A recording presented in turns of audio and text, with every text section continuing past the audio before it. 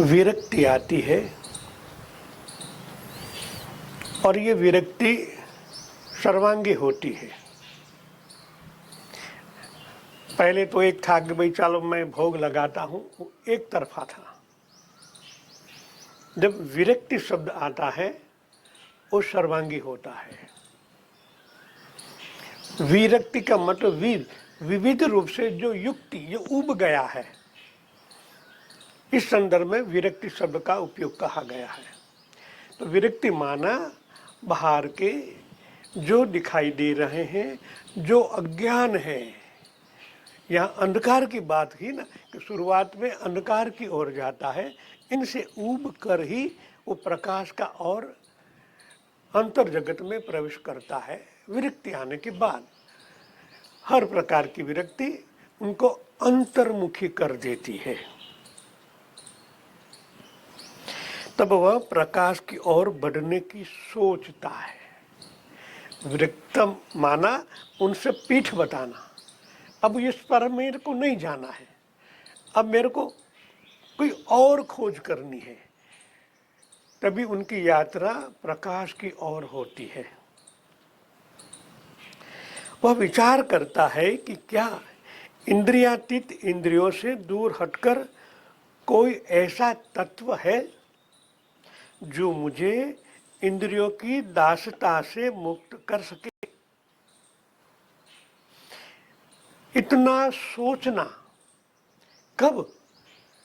जब वो हर एक इंद्रियातीत सुखों से ऊब गया है,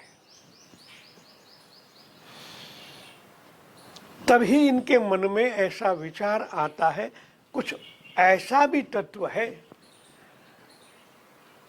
मेरे को उस तरफ जाने की इच्छा है या ना विचार आ रहा है। ये टर्निंग पॉइंट है। जब ऐसा विचार मन में आता है,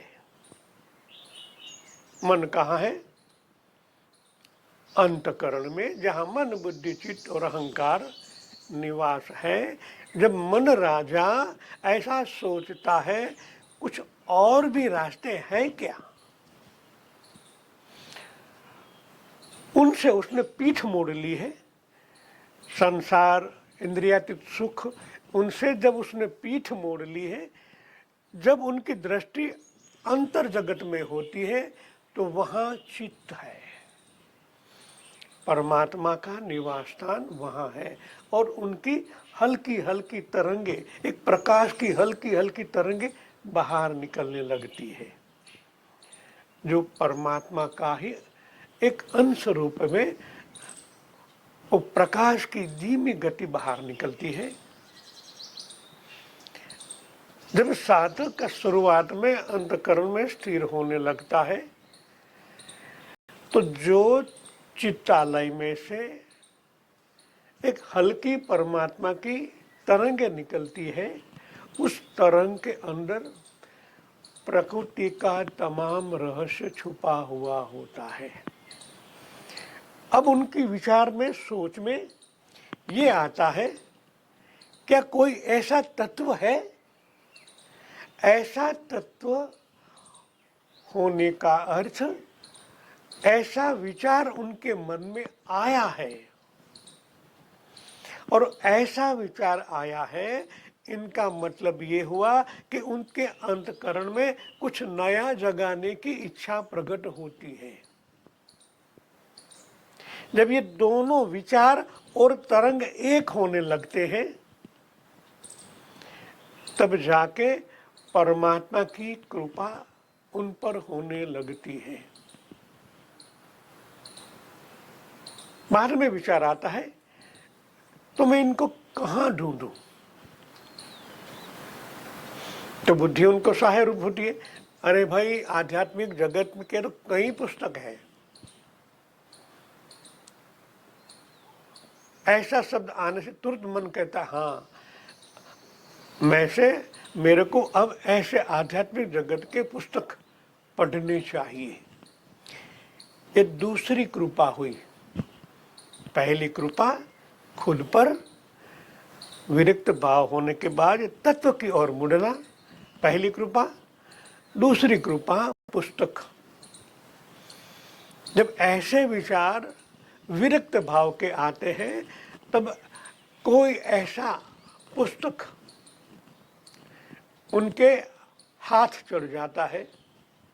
अब यहाँ होता है इनकी तीव्रतम इच्छा कितनी है, खाली देखना है तो वैसे तो कई हजारों पुस्तक है। जब तीव्रतम इच्छा प्रकट करता है तब ऐसे सिद्धा पुरुष इसलिए मैं कहता हूं, सिद्ध पुरुष नहीं कहता हूं, जिसके पास सर्वांगी विकास की यात्रा होती है उनको सिद्धा कहते हैं। सिद्ध अमुक सिद्धि, सिद्धा जो सर्वांगी सिद्ध होते हैं, जो साक्षात्कारी महापुरुष है, ऐसा ही पुस्तक उनके हाथ में आता है तब जाके गुरु कृपा होती है। और बाद में वो धीरे धीरे तत्व को समझने लगता है। तत्व माने तरलता वाले, अति संवेदनशील ऐसा तत्व है जो परमात्मा का है, मगर अभी आभासी दृष्टि है। गुरु कृपा होने से दृष्टि चेंज होते होते वो स्व का दर्शन करने लगता है। जय सच्चिदानंद।